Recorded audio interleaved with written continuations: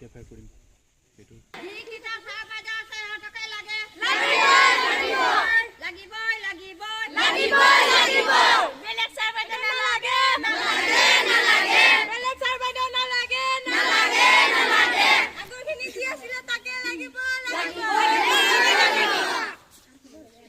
চৰকাৰক মই এইটোৱে আবেদন কৰিছোঁ যে যাতে আমাৰ ল'ৰা ছোৱালী যোনখিনি পঢ়ি আছে আমাৰ ল'ৰা ছোৱালী যোনখিনি ছাৰ বাইদেউ আছে তেওঁলোকেকে থৈ দিব লাগিব আমাৰ ইয়াৰ নতুন ছাৰ বাইদেউ আহিব নালাগে যাতে আমাৰ ল'ৰা ছোৱালী যেনেকুৱা মা দেউতাৰ নিচিনা তাহাঁতক শিক্ষিত দিছে শিক্ষিতভাৱে থৈছে তেওঁলোকে ঘৰে ঘৰে গৈ লৈ আহিছে তেনেকুৱা আমাৰ বগানৰ সুবিধা বা ছাৰ বাইদেউ কোনো কৰিব নোৱাৰিব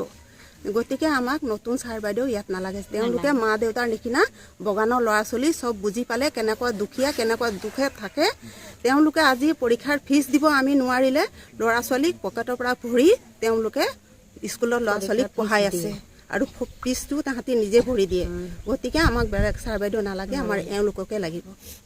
আমি আপোনাৰ ল'ৰা ছোৱালীয়ে কোন ক্লাছত পঢ়ি আছে মোৰ এটা 8ত আছিলে এতিয়া মেট্ৰিক দি এতিয়া ফাৰ্ষ্ট ইয়েৰত তাত পঢ়ি আছে তাঁতিয়াত ৰিজাল্ট ভাল হৈছিলে হয় ভাল হৈছিলে গোটেই ল'ৰা ছোৱালী যিমানখিনি পঢ়িছে গোটেইখিনি ওলাই সব ল'ৰা ছোৱালী ভাল কৰিছে ইয়াৰ পৰা ওলাই পেলানি আজি এই ছোৱালী মোৰ ফাৰ্ষ্ট ইয়েৰত ছোৱালীজনী পঢ়ি আছে তেওঁ আহিছে ছোৱালী গুণোৎসৱৰ ৰিজাল্ট কি পাইছিলে ভালে হৈছিলে সবে ভাল হৈছে এতিয়া আৰু এজনী 8ত পঢ়িয়ে আছে ইয়াত আৰু এতিয়া তাৰ ল'ৰা ছোৱালীটো মোৰ লাইফত সি বেয়া হৈ যাব আকৌ মই টান্তিয়াৰ পৰা ওলাই আনি ইয়াত স্কুলত নাম লগাইছোঁ ছোৱালীজনী মোৰ বগানত ল'ৰা ছোৱালী পঢ়িব বুলি ভাল হ'ব বুলি মই দিছোঁ আৰু বাহিৰৰ পৰা ধৰক ছাৰ বাইদেউ আহিলে কেনেকুৱা পঢ়াব তাহাঁতক আমি নাজানো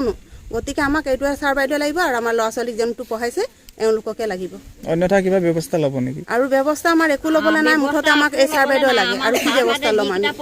আমি তেনেকুৱা ধৰক এতিয়া যেনেকুৱা আমি কামত যাওঁ আমাৰ ল'ৰা ছোৱালী বিচাৰি আনে তেওঁলোকে পঢ়াই দিয়ে বেলেগৰ পৰা আহিব ছাৰ বাইদেউ তেওঁলোকে তাহাঁতৰ টাইমত আহি তাহাঁতি স্কুলহে জইন কৰিব আমাৰ ল'ৰা ছোৱালী বিচাৰিব নাযাব নহয় সেইটো কাৰণে আমাক এওঁলোকে লাগে নাযায় ঘৰে ঘৰে কেতিয়াও নাযাব গতিকে আমাৰ ছাৰ বাইদেউ এওঁলোকক লাগিব আমাক বেলেগ ছাৰ বাইদেউ নালাগে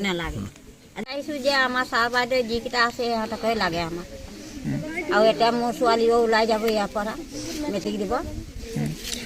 কি বিচাৰিছে তোমালোকে বিচাৰিছোঁ যে আমাৰ যিখিনি ছাৰ বাইদেউ আছে তাহাঁতকে লাগিব বেলেগ নালাগে যদি বেলেগ লাগিলে আমি স্কুল এৰি দিম বুলি কৈছোঁ চবেই সকলোৱে কিমানজন ছাত্ৰ ছাত্ৰী আছে এতিয়া কিমানজন 37 ক্লাছ 137 আছে এতিয়া তোমালোকৰ কেৱল 2জন শিক্ষকে থাকিবগৈ বাকীখিনি আমাক গোটেইখিনিয়ে লাগে আমাক 2জন নালাগে গোটেইখিনি যিমানখিনি যে আমি যিমান স্কুলখন যে পাইছোঁ তেতিয়াৰ পৰা যোনখিনি যিমান আছিলে গোটেইখিনিকে লাগে বেলেগ একো নালাগে আৰু নিজৰ ল'ৰা ছোৱালীৰ নিচিনা মৰম কৰে আমাকতো কেতিয়াবা ল'ৰা ছোৱালী নাই বুলি কিন্তু আমাক নিজকে নিজৰ নিচিনা ভাবে আমি যিমানেই দুখৰ কথা কেনেই নহওক যদি কিবা হওক ফোন কৰি সোধে কি হ'ল কি নাই হোৱা কেলে স্কুল অহা নাই কি কথা কি নহয় গোটেইখিনি কথা যিমান যে মা পাপাক যিমান কথা নকয় ইমান স্কুলত ছাৰ বাইদেউহঁতক নিজৰ মাৰ নিচিনা ভাবোঁ বেলেগ একো নাভাবোঁ আমাৰ কি হৈছে কি নহয় নাজানো আপুনি নিজে চাওক আমাৰ মা ছাৰ বাইদেউহঁতৰ হালতটো ইমান বেয়া হৈ আছে মানে কান্দি নাহাবি আমাকো বেয়া লাগিছে আমি কৰিমতো কৰিম কি ছাৰ বাইদেউ গাড়ী লৈ আনিবলৈ যায় কেতিয়া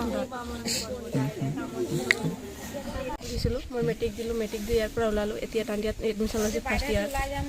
মই এতিয়া ওলাই গৈছিলোঁ বৰ্তমান এতিয়া খবৰ পাইছোঁ যে যিমান বাইদেউ ছাৰ চব ওলাই গৈছে তো সেইটোৱে বিচাৰিছোঁ আমি যেতিয়া ইয়াৰ পৰা পঢ়ি মেট্ৰিক দিলোঁ 2nd ডিভিজন লৈছিলোঁ মোৰ মাৰ্কশ্বিটো ভাল আছিলে মোৰ নাম্বাৰো ভাল আছিলে ভালকৈ পঢ়াইছিলে কাৰণে আমি পাইছিলোঁ এতিয়া আমি সেইটোৱে বিচাৰিছোঁ বাকীকেইটাকো তেনেকুৱাই ব্যৱহাৰ দিয়ক আৰু সেই ছাৰ বাইদেউ সেইটোৱে লাগে তোমাৰ ৰিজাল্ট ভাল আছিলে মোৰ ৰিজাল্ট মই 2nd ডিভিজন লৈ পাছ কৰিছিলোঁ আৰু এতিয়াৰ পৰা মোৰ লগতে যিমান আছিলে আমি 15জন দিছিলোঁ মেট্ৰিক 15জন মেট্ৰিক দিয়াৰ পাছত 15জনে আছে আৰু 15জন মানে বাকীকেইটা অহা নাই বাকীকেইটা খবৰ পাইছে নে নাই পোৱা সেইটো গম পোৱা নাই মানে এতিয়া মুঠতে আমি 3জন আহিছোঁ মেট্ৰিক দি ওলাই যোৱা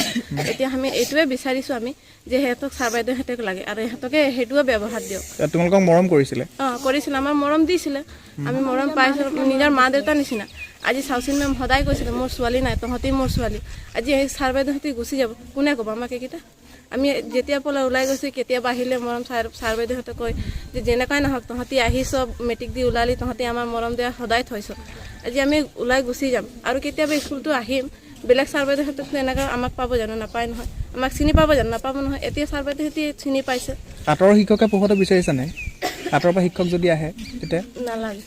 আঁতৰৰ শিক্ষক নালাগে আমাক এইকেইটাই লাগে আমি ৰিকুৱেষ্ট কৰিছোঁ যে আমাক এইকেইটাই ছাৰ বাইদেউক লাগে আৰু চৰকাৰ ফালৰ পৰা কেনেকৈ কি কৰিছে আমি সেইটো বিচৰা নাই মানে চৰকাৰক আমি এইটো বাৰম্বাৰ ৰিকুৱেষ্ট কৰি আছোঁ যে আমাক সেই ছাৰ বাইদেউকে লাগে যোৱাকালি শিক্ষা বিভাগৰ পৰা অহা জাননী মৰ্মে আমি বিশেষকৈ মহাবীৰ চৰকাৰী আদৰ্শ বিদ্যালয়ত আমি 8জন শিক্ষকে মোৰে সৈতে আমি 8জন শিক্ষকে শিক্ষকতা কৰি আছিলোঁ। তাত এই বিদ্যালয়খনে 2022 চনৰ পৰা 2022 চনৰ এপ্ৰিলৰ 4 তাৰিখৰ পৰা ইয়াতে আমি আমাৰ শিক্ষা বিভাগে বিশেষ অৰ্ডাৰযোগে আমাক শিক্ষকতা কৰিবলৈ যি তেওঁলোকে জাননী আমাক দিলে আৰু সেই মৰ্মে আমি আজিৰ তাৰিখত বিদ্যালয়ত শিক্ষকতা কৰি আছোঁ। এতিয়া কথা হ'ল কি, যোৱাকালি যি আমি শিক্ষা বিভাগৰ হঠাতে যি আমি তেওঁলোকৰ অৰ্ডাৰ পালোঁ, অৰ্ডাৰ মতে আমি 6জন শিক্ষক মোৰ সৈতে 6জন শিক্ষক তেওঁলোকে আমি নিজৰ যিবিলাক পুৰণা স্কুল অৰিজিনেল ক্লাছলৈ যাবৰ কাৰণে আমি অনুমতি আমি প্ৰদান কৰিলোঁ। এতিয়া ইয়াত মাত্ৰ 2জন শিক্ষক থাকিব। এইখিনি আমি বিশেষ একো নাজানো, আমাক শিক্ষা বিভাগৰ পৰা জনোৱাও নাই কথাখিনি। তেওঁলোকে কেনেকৈ কি চলাই আছে সেইখিনি নাজানো, কিন্তু অতি বেয়া লাগিছে। হঠাতে আমি ইয়াৰ পৰা আমাক যেনেকৈ পঠিয়াইছিল, হঠাতে আমাক ইয়াৰ পৰা লৈ যাবলৈ লোৱাৰ কাৰণে বিশেষকৈ এতিয়া আমি পাঠদানৰ ক্ষেত্ৰত ছাত্ৰ ছাত্ৰীসকলৰ পাঠদানৰ কাৰণে যাওঁতে ছাত্ৰ ছাত্ৰীসকলে কোনো কাৰণত মানে পাঠদান নকৰে, তেওঁলোকে খুব দুখত মানে ভাগি পৰিছিল। আৰু এই কথাটো কেনেকৈ গম পালে নাজানো, আমি সেই কথাখিনি ছাত্ৰ ছাত্ৰীসকলক কোৱাও নাই। তেওঁৰ কাৰণে চাগে বিশেষকৈ কেনেকৈ জানিব পাৰিছে। আমি তেওঁলোকক যথেষ্টখিনি সাহস দিছোঁ যে আমাৰ পৰিৱৰ্তে বেলেগ শিক্ষক আহিব, তোমালোকক নিশ্চয় মানে পাঠদান কৰাব, গতিকে তোমালোক তাক লৈ মানে তোমালোকে কোনো অসন্মান নকৰিবা। কিন্তু ছাত্ৰ ছাত্ৰীসকলে মানি ল'বলৈ ইচ্ছা কৰে। এইখিনি আমাৰ বিদ্যালয়ত 157জন ছাত্ৰ ছাত্ৰী আছে। হয়, যিহেতু আমাৰ মেট্ৰিকৰ এবাৰ দ্বিতীয় বেষ্ট, এইবাৰ মানে আমাৰ বিদ্যালয়ৰ পৰা 20জন পৰীক্ষাৰ্থীয়ে পৰীক্ষাত অৱতীৰ্ণ হ'বলৈ গৈ আছে। আৰু প্ৰতিজন শিক্ষককে আমাৰ বিদ্যালয়ৰ পৰা পৰীক্ষাৰ নিৰীক্ষক হিচাপে দায়িত্ব প্ৰদান কৰা হৈছিল। আৰু যিহেতু শিক্ষা বিভাগৰ যি অৰ্ডাৰ আহিলে, অৰ্ডাৰ মতে আমাৰ শিক্ষকসকল নিজ স্কুললৈ বিদ্যালয়লৈ যাবগৈ লাগিব। তো সেই ক্ষেত্ৰত তেওঁলোকে মূল যি তেওঁলোকৰ দায়িত্বৰ পৰা তেওঁ বিৰত থাকিব।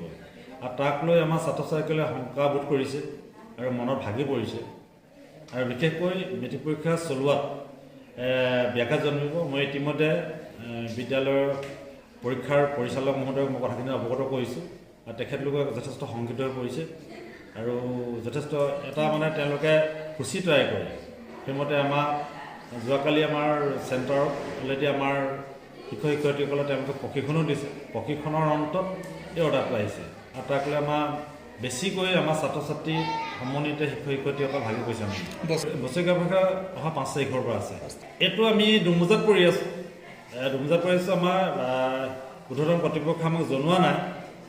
বিশেষকৈ মই বিদ্যালয়ৰ দায়িত্বত আছোঁ। যিহেতু আমাক যিটো শিক্ষা বিভাগৰ যি জাননী দিলে, জাননী মৰ্মে মই মোৰ নিজৰ পেৰেণ্টছ স্কুললৈ মই যাব লাগিব। এতিয়া ইয়াত কেনেকৈ চলাব সেই কথাটো আমিও আজি মানে জ্ঞাত নহয়। তেওঁলোকে কেনেধৰণে কি কৰি আছে আমাক জনোৱা নাই, বা আমি সেইটো জ্ঞাত নহয়।